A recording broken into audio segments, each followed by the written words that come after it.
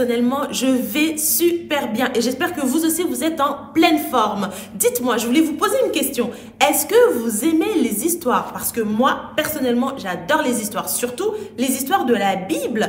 Et aujourd'hui, je vous propose qu'on puisse aller ensemble découvrir une histoire vraie qui se trouve dans la Bible. Vous êtes prêts?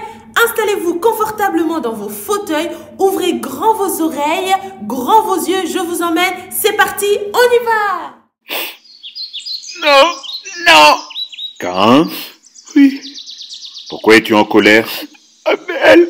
Sais-tu que le mal est comme un animal sauvage? Non, Il veut te dévorer. non, Mais toi, Caïn, tu peux être plus fort. non, je déteste mon frère. Réfléchis. Et agis bien, Je Caïn. le déteste. Fais attention.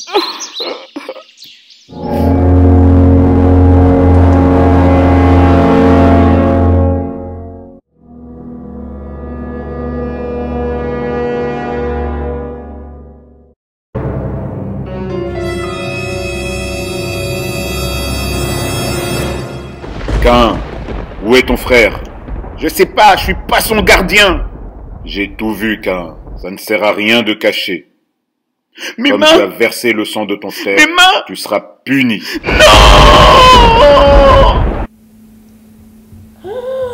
Oh non! Caïn! Pourquoi? C'est horrible! C'est terrible ce qu'on vient de voir! Les enfants, je suis choquée! Et j'espère que vous êtes aussi choqués que moi! C'est horrible! C'est l'histoire d'un frère qui va tuer son frère. Caïn et Abel. Mais on va essayer de comprendre pourquoi. C'est terrible ce qui arrive dans cette histoire. Deux frères qui grandissent ensemble. Pourtant, tout allait bien. Un jour, Caïn et Abel vont aller offrir des offrandes à Dieu. Caïn apporte des choses, Abel apporte des choses aussi. Sauf que Caïn, lui, va apporter des choses avec un mauvais cœur. Alors que Abel va apporter avec un bon cœur, avec un cœur joyeux. Et là, qu'est-ce qui se passe? Dieu va accepter l'offrande de Abel. Mais il ne va pas accepter l'offrande de Caïn parce qu'il l'a apporté avec un mauvais cœur. Et c'est là le drame, les enfants. Caïn va se dire pourquoi mon frère? Et c'est là que son cœur va être rempli de mauvais sentiments, de jalousie envers son frère. Et là, Caïn va réfléchir dans sa tête.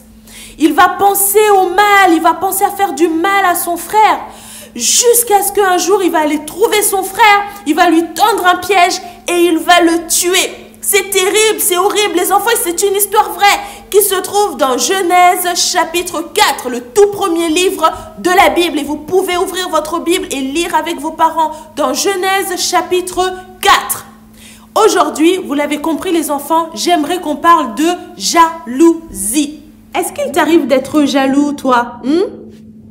Pardon? J'ai pas compris. Est-ce qu'il t'arrive d'être jaloux? Est-ce qu'il t'arrive d'être jalouse? Vous savez, il arrive parfois qu'on puisse ressentir de la jalousie dans notre cœur. Qu'est-ce que c'est que la jalousie? C'est un sentiment qui vient en nous lorsqu'on regarde quelqu'un et on se dit cette personne elle est plus belle que moi, cette personne elle est plus grande que moi, elle est plus intelligente que moi, j'aimerais bien être comme elle, oh là là, j'aimerais bien avoir ceci ou cela comme cette personne. Et du coup, parfois, on a de la jalousie parce que on veut être comme une personne ou alors parce qu'on veut avoir la même chose que telle autre personne. Et ce sentiment-là, s'il reste dans notre cœur, si on ne le prend pas et on le jette dehors, qu'est-ce qui va se passer?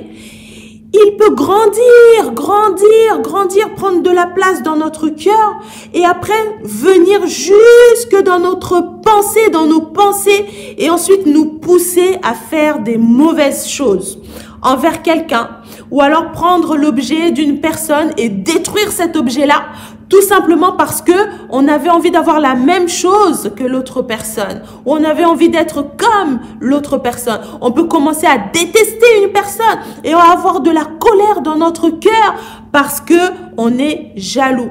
C'est un très mauvais sentiment les enfants, la jalousie. Ne prenez pas ça à la légère. Alors oui, je vous dis ça, mais attention, j'ai aussi une solution pour vous. Si il vous arrive de ressentir de la jalousie dans votre cœur, vous pouvez prier. Vous pouvez demander à Dieu d'enlever ce mauvais sentiment de votre cœur. Parce que quand on laisse ces mauvais sentiments dans notre cœur, qu'est-ce qui se passe? Le cœur est malade.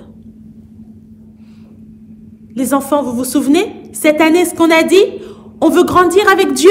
Et si on veut grandir avec Dieu, c'est important d'avoir un cœur en bonne santé. C'est important de prendre soin de son cœur.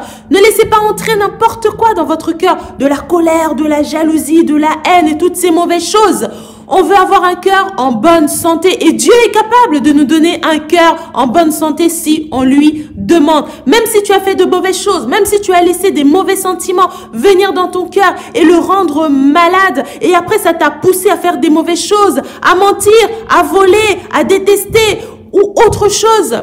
Eh ben, sache que Dieu est là. Si tu lui demandes pardon, il est là pour te pardonner. Mais oui, je vous assure les enfants, aucune bêtise n'est trop grande devant Dieu. Il peut te pardonner. Un verset très important pour toi, petit héros, petite héroïne.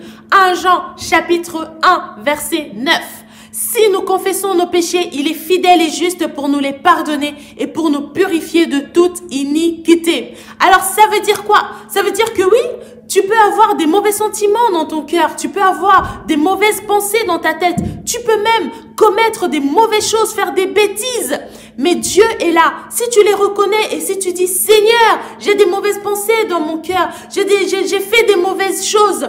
Je te demande pardon. Dieu est là pour te pardonner et il va te purifier. Ça veut dire quoi? Ça veut dire qu'il va enlever ce qui est mauvais dans ton cœur, dans tes pensées et il va mettre dans ton cœur de bonnes choses, dans tes pensées, il va mettre des bonnes choses et il va t'aider à accomplir de bonnes choses qui lui plaisent. Oui, Dieu est capable de le faire. Personne d'autre ne peut le faire à part lui. Alors tu peux prier et tu peux lui demander, Seigneur, viens à mon secours, j'ai besoin de toi. Voilà, c'est fini pour aujourd'hui. J'espère que vous avez été bénis. En tout cas, moi, ça m'a fait plaisir de passer encore ce temps avec vous. Que Dieu vous garde et je vous dis à très bientôt. Ciao!